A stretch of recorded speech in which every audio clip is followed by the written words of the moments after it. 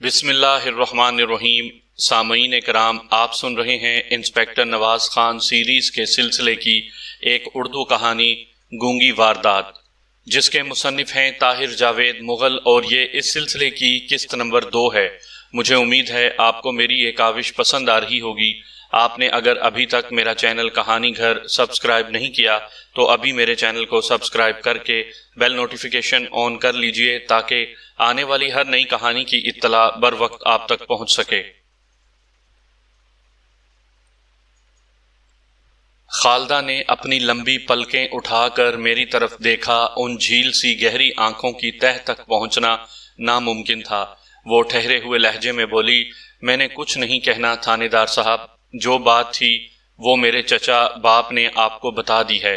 وہ لوفر ایک رات ہمارے گھر پر آیا تھا، پھر اس نے مجھے کھیت میں روک کر چھیڑ خانی کی کوشش کی، اور آج شام مجھے کنویں سے زبردستی گھوڑے پر بٹھا کر لے گیا۔ میں نے اسے غور سے دیکھتے ہوئے کہا، اس کے علاوہ تو کوئی بات نہیں؟ وہ ذرا ناگواری سے بولا، جی نہیں، اس کے علاوہ تو کوئی بات نہیں۔ میں نے کہا، کچھ عرصہ پہلے تمہاری شادی نمبردار کے چھوٹے بھائی سے کی جا رہی تھی، کیا تم اس شادی کے لیے تیار تھیں؟ وہ پہلے تو چپ رہی، لیکن میں نے اپنا سوال دہرایا تو وہ مدھم لہجے میں بولی، ماں باپ کا فیصلہ تھا تو مجھے کیوں قبول نہ ہوتا؟ میں نے کہا، ایک آخری سوال اور پوچھنا چاہتا ہوں، کیا تمہیں یہ شبہ نہیں کہ آج والے واقعے میں نمبرداروں کا ہاتھ ہے؟ وہ اعتماد سے بولی، نہیں جی، نمبردار صاحب کو ایسا کرنے کی کیا ضرورت تھی؟ میں نے کہا، ٹھیک ہے، اب تم جا سکتی ہو۔ نظر حسینی اور اس کے خاندان برادری والوں کو میں نے تسلی اور تشفی دے کر واپس بھیج دیا اور انہیں یقین دلایا کہ مجرم سزا سے نہیں بچ سکے گا۔ اگلی روز علی الصبح میں نے نمبردار رمضان علی کو تھانے بلا بھیجا۔ بھائی کی ناگہانی موت کے بعد وہ 5 وقتی نماز پڑھنے لگا تھا اور اکثر سر پر ٹوپی بھی نظر آتی تھی۔ میں نے اس سے گنگو کی کارستانی کا ذکر کیا۔ وہ بولا، تھانے دار صاحب، میری طرف سے آپ کو کھلی اجازت ہے، جو جی چاہے اس سے سلوک کریں۔ ہم نے اس شخص کو جی دار سمجھ کر ملازم رکھا تھا، لیکن یہ چھٹا ہوا بدماش ہے۔ میں نے تو اسے 2 ہفتے پہلے ہی نوکری سے نکال دیا تھا۔ پھر معافیاں مانگنے لگا، کہنے لگا کہ اب بالکل بندے کا پتر بن جاؤں گا، مگر کتے کی دم بھی کبھی سیدھی ہوئی ہے؟ نمبردار کی گفتگو سے یہ بات صاف ہو گئی کہ اسے مجرم سے قطعی کوئی ہمدردی نہیں ہے۔ اسے پھانسی پر بھی لٹکا دیا جائے تو نمبردار کو کوئی افسوس نہیں ہوگا۔ ان حالات سے یہ اندازہ ہو رہا تھا کہ خالدہ کو اغوا کرنے والا جرم گنگو کا ذاتی جرم ہے۔ وہ فطری طور پر بدگماش شخص تھا۔ راہ چلتے کہیں اس نے خالدہ کو دیکھ لیا تھا اور اس کی خوبصورتی پر اپنی رال ٹپکانی شروع کر دی تھی۔ دوپہر کے وقت میں نے حوالات میں گنگو سے ملاقات کی۔ اس کی عمر 25 برس کے قریب تھی۔ قد لمبا اور جسم مضبوط تھا۔ آنکھوں کے گرد سیاہ حلقے بنے تھے، جن سے اندازہ ہوتا تھا کہ وہ کثرت سے شراب نوشی کرتا ہے۔ کل شام میرا گھٹنا اس کی آنکھ پر لگا تھا۔ یہ آنکھ اب گہری نیلی نظر آ رہی تھی۔ مجھے دیکھ کر گنگو ایک بار پھر اپنی زبان کو شدت سے حرکت دینے لگا۔ اس کے حلق سے عجیب و غریب آوازیں نکل رہی تھیں۔ وہ ہاتھوں کے تند و تیز اشاروں اور چہروں کے تاثرات سے مجھے پتہ نہیں کیا سمجھانے کی کوشش کر رہا تھا، لیکن بہت کم باتیں میری سمجھ میں آ رہی تھیں، اور جو سمجھ میں آ رہی تھیں ان کا بھی سر پیر نہیں تھا۔ وہ اپنی زبان کو بار بار ناک سے ملاتا اور خالدہ کا ذکر کرتا تھا، پھر سر پر اونچی شملے دار پگڑی کا اشارہ کرتا اور ہاتھ گلے پر پھیر کر گردن کٹنے کی اداکاری کرتا۔ شاید وہ یہ بتا رہا تھا کہ نمبردار رمضان کا کوئی قتل کر دے گا یا نمبردار رمضان کسی کی جان لے لے گا۔ وہ شہادت کی دونوں انگلیوں کو ایک دوسرے میں پھنسا کر بار بار کسی بندھن کا ذکر بھی کر رہا تھا۔ مصیبت یہ تھی کہ گنگو چٹا ان پڑھ تھا، ورنہ کاغذ قلم کے ذریعے اس کے اندر کی بات باہر لائی جا سکتی تھی۔ زندگی میں پہلی بار مجھے احساس ہوا کہ ان پڑھ شخص کی بے زبانی کتنی بڑی معذوری ہوتی ہے۔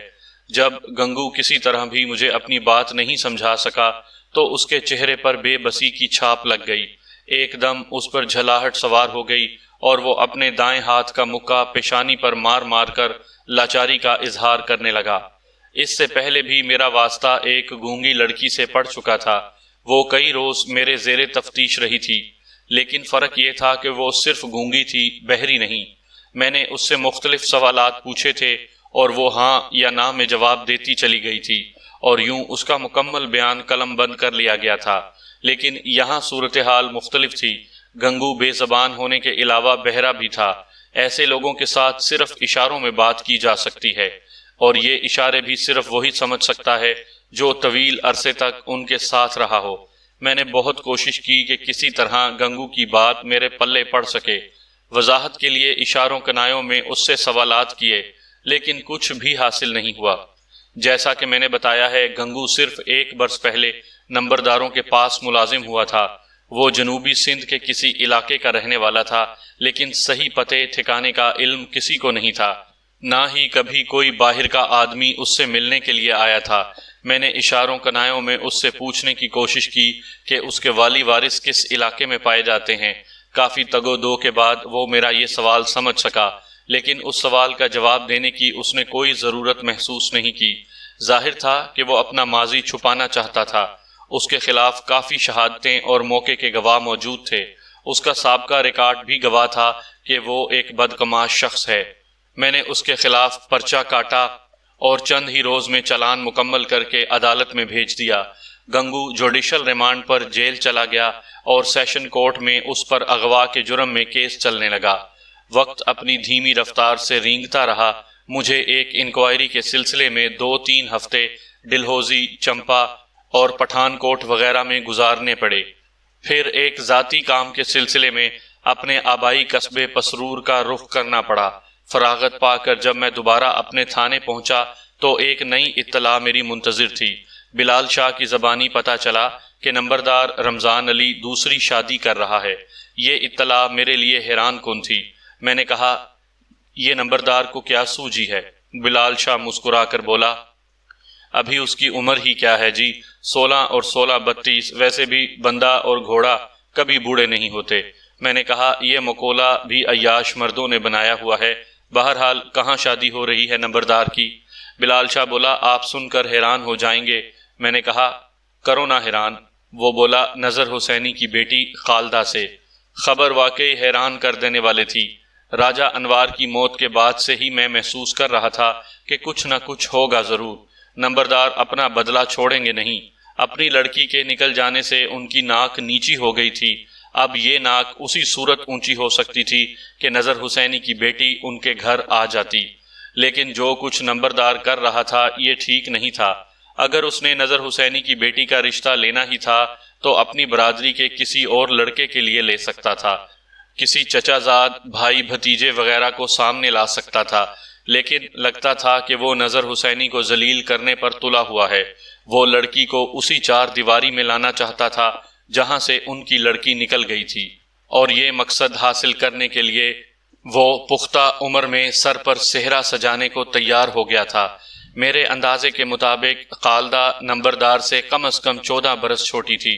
غالباً نمبردار کی اپنی بیٹی بھی ہوتی تو قد کاٹ میں خالدہ کے برابر ہوتی۔ اس کے باوجود نمبردار کو شرم نہیں آئی تھی۔ میں نمبردار کی پہلی بیوی کو جانتا تھا۔ وہ خاصی دھڑلے والی عورت تھی۔ اس کے 4 بیٹے تھے۔ ویسے بھی وہ چودھریوں کے خاندان سے تعلق رکھتی تھی۔ مجھے حیرانی ہوئی کہ اس نے اس شادی پر احتجاج کیوں نہیں کیا۔ معلوم نہیں وہ ڈر گئی تھی یا نمبردار نے اپنی چرب زبانی سے اسے بہلا پھسلا کر چپ کرا دیا تھا۔ میں نے بلال شاہ سے پوچھا، خالدہ کے گھر والے اس شادی پر کیسے راضی ہو گئے؟ یہ تو اللہ ہی جانتا ہے جی، بلال شاہ نے جواب دیا۔ بہرحال وہ راضی ہو گئے ہیں اور 1 مہینے بعد شادی کی تاریخ بھی طے ہو گئی ہے۔ میں نے پوچھا، کہیں انہیں ڈرایا دھمکایا تو نہیں گیا؟ وہ بولا، ہو سکتا ہے اور نہیں بھی۔ ویسے بھی دریا میں رہ کر مگر مچھ سے کون بیر لیتا ہے۔ نظر حسینی پنچایت میں رشتہ دینے کا اقرار کر چکا تھا، اور اب وہ بیٹی کی شادی کہیں اور کر ہی نہیں سکتا تھا۔ اگر کرتا تو نمبردار طوفان کھڑا کر دیتے۔ میرے خیال میں تو اس نے جو کیا ٹھیک ہی کیا۔ اس اطلاع کے بعد بلال شاہ نے مجھے خوشخبری سنائی کہ اس کی بیوی کو پھر الٹیاں لگی ہوئی ہیں، لہٰذا دوا کے لیے اسے 150 روپے کی سخت ضرورت ہے۔ جنوری فروری کے مہینوں میں بلال شاہ عموماً ایسی ہی خوشخبریاں سنایا کرتا تھا۔ کسی سال ناغہ ہو گیا ہو تو ہو گیا ہو، ورنہ وہ اپنے معمولات کا بڑا پکا تھا۔ میں نے کہا، بلال شاہ، ابھی جو تم نے کہا تھا کہ آدمی اور گھوڑا کبھی بوڑھے نہیں ہوتے، تو اب مجھے اس بات پر یقین آ گیا ہے، آدمی غور کرے تو اللہ کی قدرت ہر کام میں ظاہر ہوتی ہے۔ بلال شاہ نے برا منایا، کہنے لگا تو آپ مجھے بوڑھا سمجھ رہے ہیں، ناکارہ ہو گیا ہوں میں نے کہا نہیں نہیں، ناکارہ نہیں ہو تمہاری کاریگری پر کون کافر شبہ کر سکتا ہے، میں تو یوں ہی بات کر رہا تھا۔ وہ کچھ اور بھڑک گیا، انگلی اٹھا کر بولا، دیکھیں آپ نے پھر میرا مذاق کیا ہے، کاریگری سے کیا مطلب ہے آپ کا، کیا کہنا چاہتے ہیں آپ؟ میں نے کہا میں بھلا کچھ کہنے کی جرت کر سکتا ہوں، یوں ہی مذاق کر رہا تھا میں۔ بلال شاہ نے لڑاکا بیوی جیسا چہرہ بنایا اور منہ میں بڑبڑاتا ہوا باہر نکل گیا۔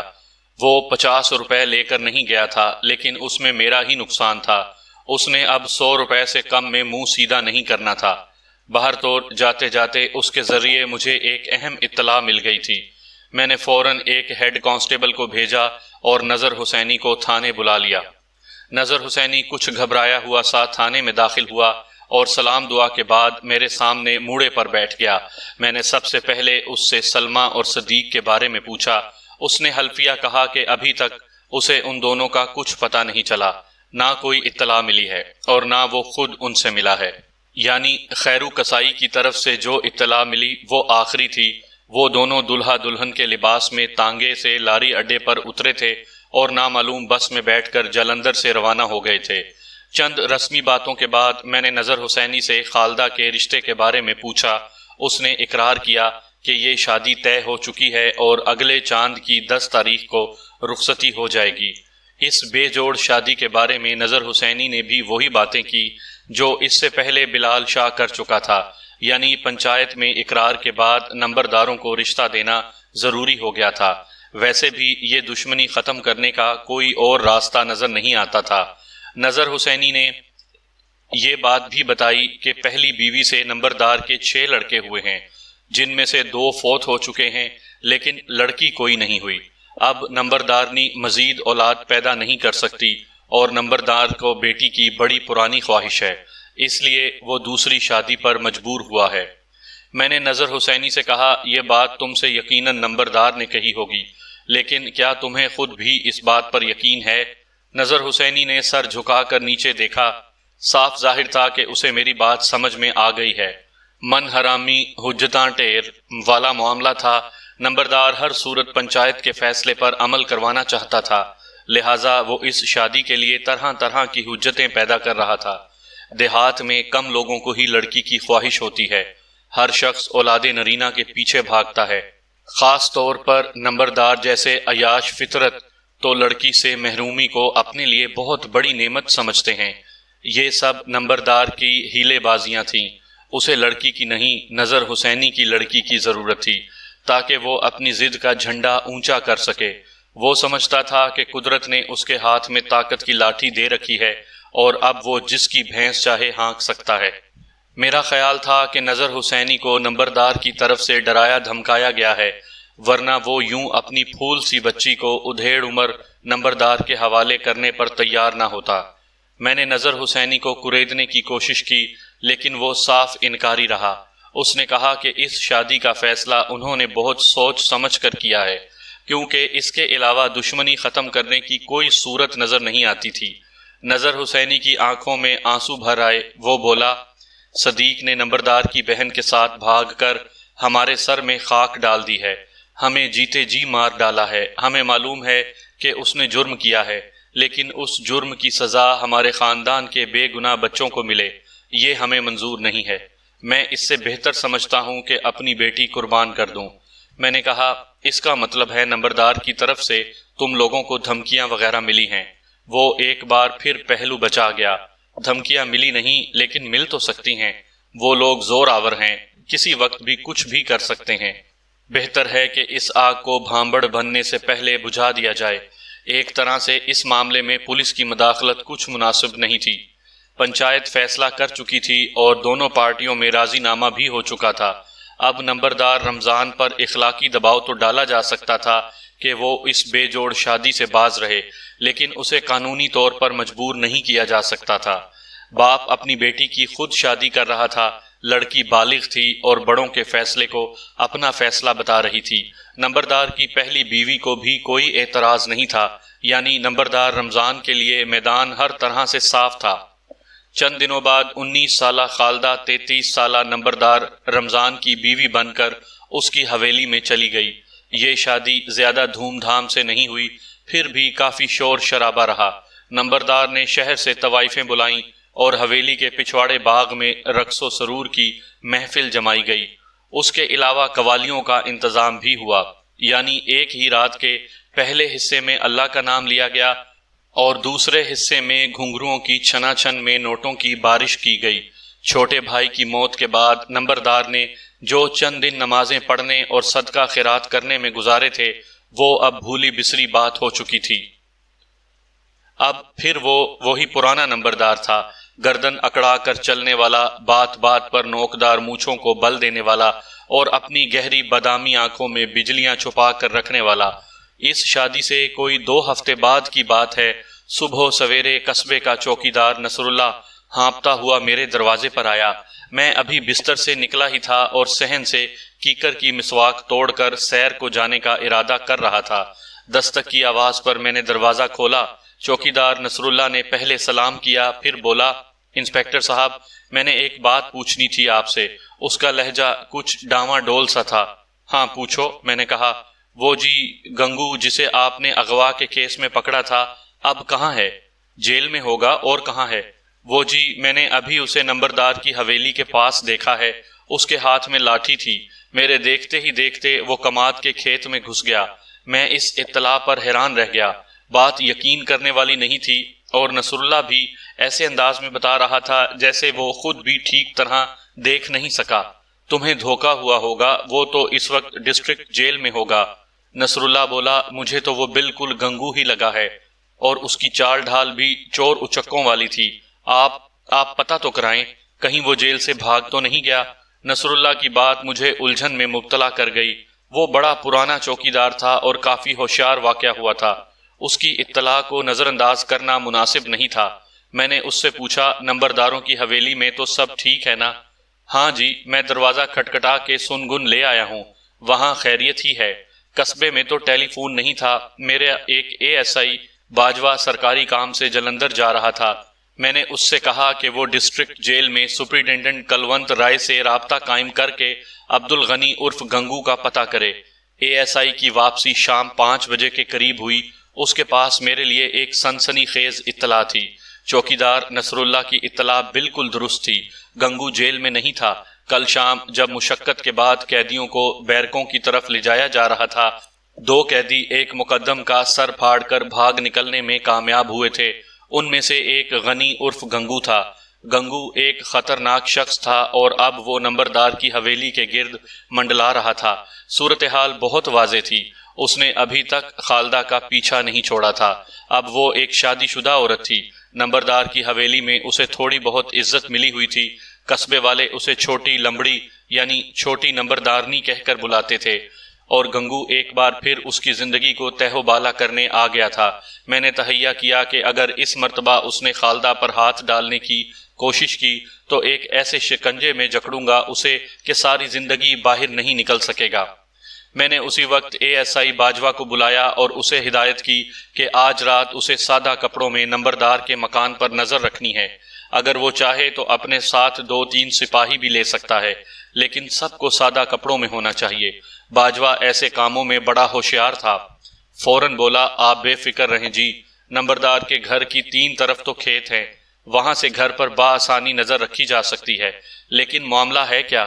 میں نے مختصر لفظوں میں اسے ساری بات بتائی اور ضروری ہدایات دے کر رات کی ڈیوٹی سونپ دی۔ شام کے بعد میں تھانے سے گھر چلا گیا اور باجوہ 2 سادہ لباس والوں کے ساتھ اپنی ڈیوٹی پر روانہ ہو گیا۔ نمبردار کے مکان کی نگرانی بے حد کارآمد ثابت ہوئی۔ تیر بالکل نشانے پر لگا تھا۔ رات کوئی 1 بجے باجوہ نے مجھے گھر پر آ کر جگایا، کہنے لگا، نواز صاحب، بندہ پکڑا گیا ہے، لاک اپ میں بند کر کے آیا ہوں۔ گنگو ہے؟ میں نے پوچھا۔ جی ہاں، اس نے جواب دیا۔ میں جلدی لباس بدل کر باجوہ کے ساتھ تھانے پہنچا۔ تھانے میں ہلچل تھی۔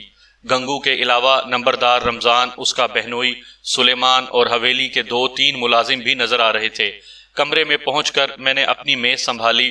باجوہ نے مجھے کارروائی کی تفصیل بتاتے ہوئے کہا، ہم 8:30 بجے سے نگرانی پر تھے۔ قریباً 11 بجے ایک سایہ سا کماد کے کھیت سے نکلا اور حویلی کی پچھلی دیوار سے لگ کر کھڑا ہو گیا۔ آوارہ کتے اس کے گرد بھونک رہے تھے۔ جب تھوڑی دیر بعد کتے واپس چلے گئے تو وہ اچھل کر دیوار پر چڑھ گیا اور پھرتی سے صحن میں اتر گیا۔ میں نے سپاہی نور محمد اور رائفل مین جے سنگھ کو دیوار کے ساتھ کھڑا کیا اور خود بھاگ کر حویلی کے سامنے والے دروازے پر پہنچا۔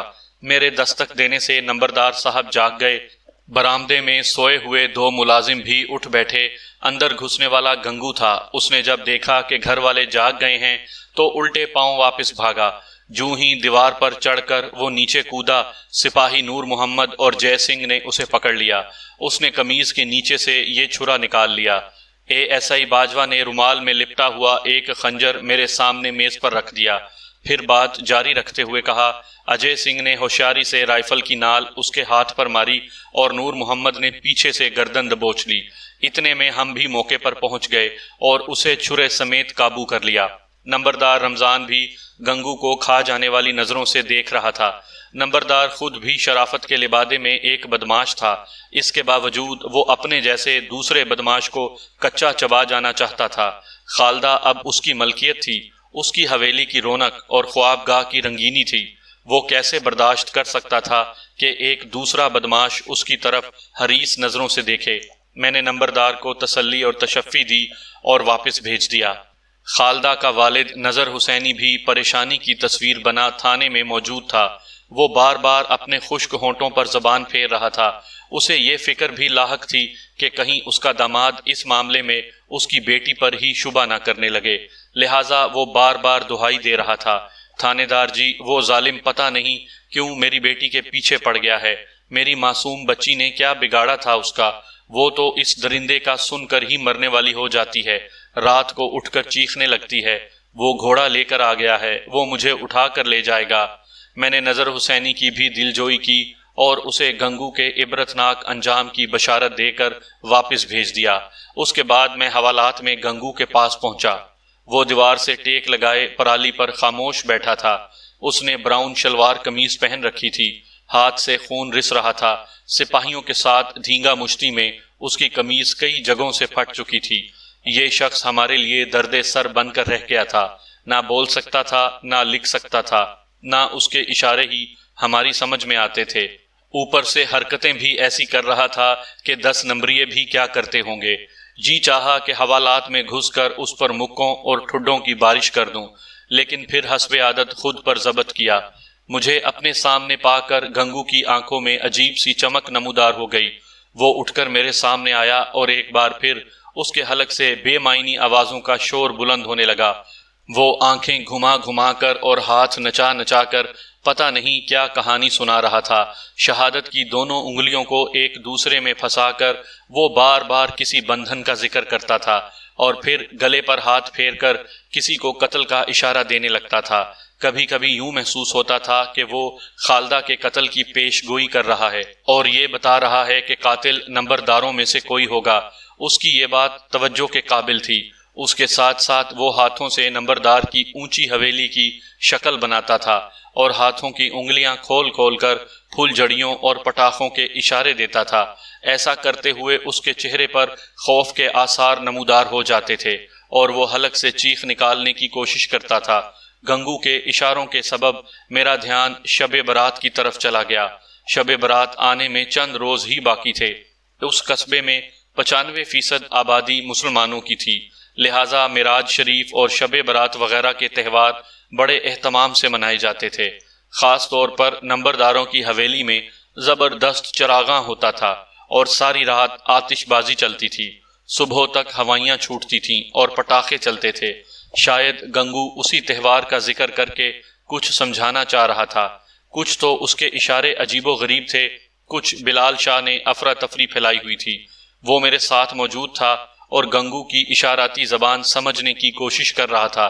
کبھی وہ کہتا کہ گنگو چوری کی کسی پرانی واردات کا اعتراف کر رہا ہے جس میں اس نے آتش بازی کی ایک بڑی دکان کا صفایا کر دیا تھا۔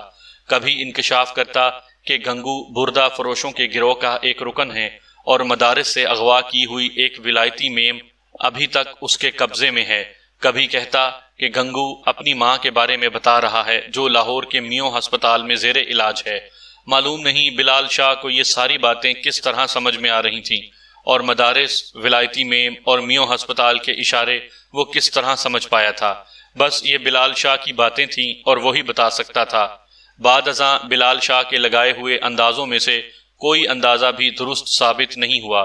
گنگو جب ہمارے سامنے واویلا کرتے کرتے تھک گیا تو اچانک اس کی آنکھوں میں آنسو بھر آئے، وہ رونے لگا۔ میں اس کا یہ بدلا ہوا روپ دیکھ کر حیران رہ گیا۔ کہاں چھٹا ہوا بدماش اور شرابی غنڈا، اور کہاں یہ بے بسی سے آنسو بہاتا قیدی۔ مجھے پہلی بار گنگو پر ترس آیا اور دل سے یہ آواز آئی کہ مجھے اس کی بات سمجھنے کی کوشش کرنی چاہیے۔ روتے روتے گنگو نے اپنی مٹھی 2-3 بار پیشانی پر ماری۔ اس کا چہرہ بیچارگی کی تصویر تھا۔ اچانک وہ میری طرف گھوما اور اس نے سلاخوں میں سے ہاتھ نکال کر میرے پاؤں تھام لیے۔ اس کے بعد ہاتھ جوڑنے لگا اور اشاروں سے سمجھانے لگا کہ میں اسے حوالات سے نکالوں اور اس کے ساتھ کسی جگہ چلوں۔ اس کے انداز میں ایسی عاجزی تھی کہ میں کوشش کے باوجود انکار نہیں کر سکا۔ میں نے سنتری سے کہا اور اس نے چابیوں کا گچھا نکال کر لاک اپ کا دروازہ کھول دیا۔ گنگو باہر نکلا اور ہاتھ کے اشارے سے بتانے لگا کہ میں اس کے ساتھ چلوں اور اپنی آنکھوں سے سب کچھ دیکھ کر اپنے کانوں سے سن لوں۔ میں نے دیوار سے اپنا جیکٹ نما کوٹ اتار کر پہنا، کمر سے ریوالور باندھا اور گنگو سے کہا کہ چلو۔ وہ سر کو زور زور سے نفی میں ہلانے لگا، ہاتھ کے اشارے سے بتانے لگا کہ ہمیں کافی دور جانا ہے، بس پر بیٹھنا ہے اور اس وقت تک بس میں بیٹھے رہنا ہے جب تک گھڑی کی چھوٹی سوئی 2 چکر مکمل نہیں کر لیتی، یعنی ایک طویل سفر درکار ہے۔ میرا دھیان فوراً گنگو کے آبائی علاقے کی طرف چلا گیا۔ بلال شاہ سے مجھے معلوم ہوا تھا کہ گنگو شمالی سندھ کے کسی علاقے کا رہنے والا ہے، غالباً خیر پور کے قریب کوئی جگہ ہے۔ گنگو سفر کا جو حساب کتاب بتا رہا تھا اس سے اشارہ ملتا تھا کہ وہ مجھے اپنے پچھلے ٹھکانے پر لے جانا چاہتا ہے، شاید اپنے آبائی گاؤں میں۔ یہ ایک ٹیڑھا مسئلہ تھا، میں تھانہ چھوڑ کر اتنی دور کیسے جا سکتا تھا؟ ASI باجوہ بھی مصروف تھا۔ میں نے سوچا کہ بلال شاہ یا کسی ہیڈ کانسٹیبل کو ساتھ بھیج دوں۔ میں نے بلال شاہ کو آگے کیا تو گنگو زور زور سے نفی میں سر ہلانے لگا۔ اس نے میرا بازو تھام لیا اور منتیں کرنے لگا کہ میں اس کے ساتھ چلوں۔ کچھ سوچ بچار کے بعد میں نے گنگو کی بات ماننے کا فیصلہ کر لیا۔ ASI باجوہ کو بلا کر اسے کچھ ضروری ہدایات دیں، راستے کے خرچے کے لیے گھر سے کچھ پیسے منگوائے اور سادہ کپڑوں میں گنگو کے ساتھ روانہ ہو گیا۔ سادہ کپڑوں میں ایک کانسٹیبل بھی میں نے ساتھ لے لیا۔ ہم صبح 7 بجے قصبے سے روانہ ہوئے۔ 7:30 بجے والی بس میں بیٹھ کر جلندھر پہنچے۔ جلندھر سے لاہور پہنچتے پہنچتے ہمیں شام ہو گئی۔ اگلے روز 9 بجے ہم نے لاہور سے کراچی جانے والی ٹرین پکڑی اور ایک سست اور طویل سفر کے بعد سکھر پہنچ گئے۔ ہمیں کچھ معلوم نہیں تھا گنگو ہمیں کہاں لے جا رہا ہے، بس اس کے پیچھے چلتے جا رہے تھے۔ سکھر اسٹیشن پر اتر کر ہم نے پھر بس پکڑی اور خیر پور کی طرف روانہ ہو گئے۔ خیر پور کے مضافات میں گنگو ہمیں لے کر بس سے اتر گیا اور چند فرلانگ پیدل چلا کر ایک چھوٹے سے تانگا اڈے پر جا پہنچا۔ خستہ حال تانگوں پر بیٹھے سندھی تانگا بان مختلف آوازیں لگا کر مسافروں کو اپنی طرف متوجہ کر رہے تھے۔ یہاں 1-2 تانگا بان گنگو کے واقف نکل آئے۔ گنگو سے مل کر انہیں سخت حیرانی ہوئی۔ وہ اشاروں میں اس کی خیر خیریت دریافت کرنے لگے۔ لگتا تھا انہوں نے گنگو کو ایک طویل عرصے کے بعد دیکھا ہے۔ ویسے وہ گنگو سے کچھ ڈرے ڈرے بھی تھے۔ انہوں نے ہمیں بھی شک کی نظروں سے دیکھا اور ہم سے کھل کر بات نہیں کی۔ ایک تانگا بان نے ہمیں تانگے پر سوار کر لیا۔ راستہ بے حد ناہموار اور گرد آلود تھا، نہ کوئی سایہ نہ آبادی کا نشان۔ قریباً 8 میل کے جوڑ اکھاڑ سفر کے بعد ہم ایک چھوٹے سے گاؤں میں پہنچے۔ تانگا بان نے اس گاؤں کا نام متھال پور بتایا اور یہ اطلاع بھی دی کہ گنگو یہیں کا رہنے والا ہے۔ گاؤں میں بھی لوگوں نے گنگو کو حیرت آمیز بیگانگی کے ساتھ دیکھا۔ چند ہی تھے جنہوں نے اس سے سلام دعا کی یا اشاروں میں اس کا حال احوال پوچھا۔ اس دور دراز گاؤں میں زندگی کی سہولتیں نہ ہونے کے برابر تھیں۔ جھونپڑا نما مکانوں کے درمیان سے گزر کر گندی نالیوں کو پھلانگتے ہوئے ہم ایک چھوٹے سے مکان کے سامنے پہنچ کر رک گئے۔ یہاں دروازے کے سامنے چند ننگ دھڑنگ بچے کھیل رہے تھے۔ گنگو کو دیکھ کر وہ پہلے تو چونکے، پھر بھاگ کر اس کی ٹانگوں سے لپٹ گئے۔ وہ اسے چاچا کہہ کر بلا رہے تھے۔ گنگو نے سب سے چھوٹے 2 بچوں کو گود میں اٹھا لیا اور ان سے پیار کرنے لگا۔ بچوں کا شور سن کر ایک عورت باہر نکل آئی۔ سانولے رنگ کی وہ ایک 24-25 سالہ گھریلو عورت تھی۔ گنگو کو دیکھ کر وہ پہلے تو بری طرح چونکی، پھر اپنا گھونگھٹ سیدھا کرنے لگی۔ گنگو حلق سے ناقابل فہم آوازیں نکال کر اسے الیک سلیک کر رہا تھا، لیکن عورت نے کوئی جواب نہیں دیا اور بچوں کو سمیٹ کر اندر چلی گئی۔